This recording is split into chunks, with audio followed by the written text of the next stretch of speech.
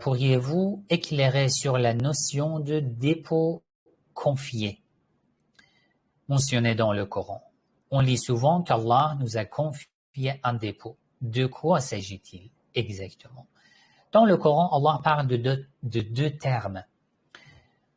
Le dépôt, al-amana, et la promesse, al-ahd. Concernant al-amana, je peux vous donner le verset 72 de la sourate Al-Ahzab. Bismillah ar-Rahman ar-Rahim. Inna aradna al-amana. Nous avons exposé le dépôt ala as-samawati wal-ard, aux cieux, devant les cieux et la terre, wal-jibal, aux montagnes. On a proposé, nous leur avons proposé d'accepter ce dépôt. Les cieux, la terre, les montagnes. فَأَبَيْنَا أَنْ يَحْمِلْنَهَا. Mais ils ont refusé, parce qu'ils n'avaient pas la compétence de l'accepter. Le potentiel d'accepter une telle charge dépôt. وَأَشْفَقْنَا مِنْهَا وَحَمَلَهَا الْإِنسَانِ. Mais l'homme, l'être humain, l'a accepté et l'a porté. Al-Aman, le dépôt.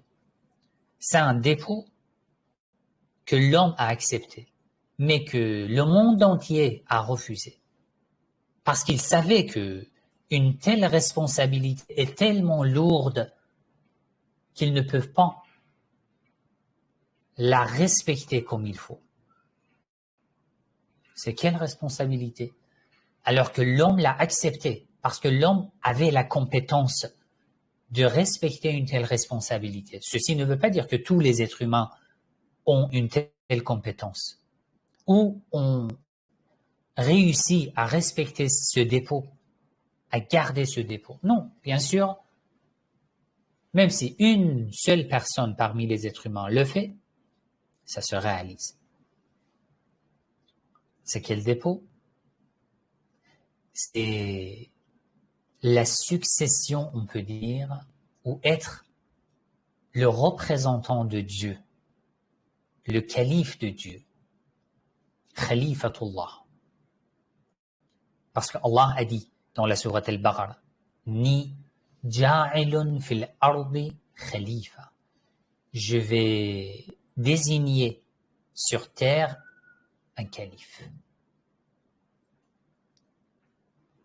Ça veut dire que je vais créer l'homme.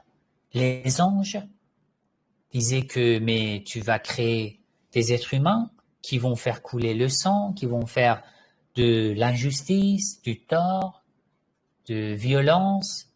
Allah a dit, je sais des choses que vous ne savez pas. Vous ne savez pas. L'homme a accepté d'être le représentant d'Allah, le calife d'Allah. L'homme l'a accepté. Nous sommes le calife de Dieu, le représentant de Dieu, mais en puissance. Ça veut dire, plus tu te découvres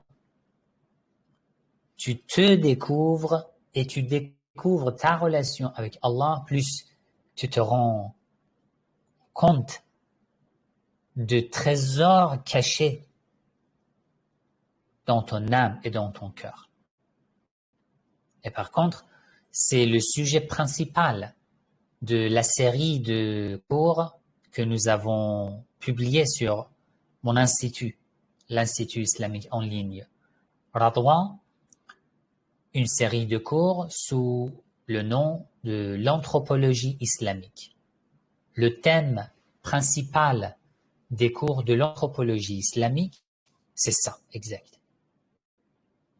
C'est la notion de Khalifatullah, être le représentant du Dieu. Comment le découvrir?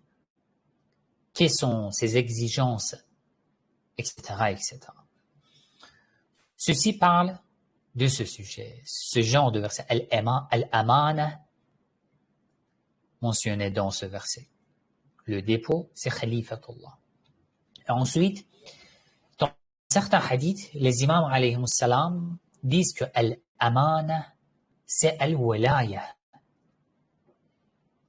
Le dépôt, c'est la Walaya. La Walaya du prophète Muhammad sallallahu alayhi wa sallam et des Ahlul Bayt alayhi salam.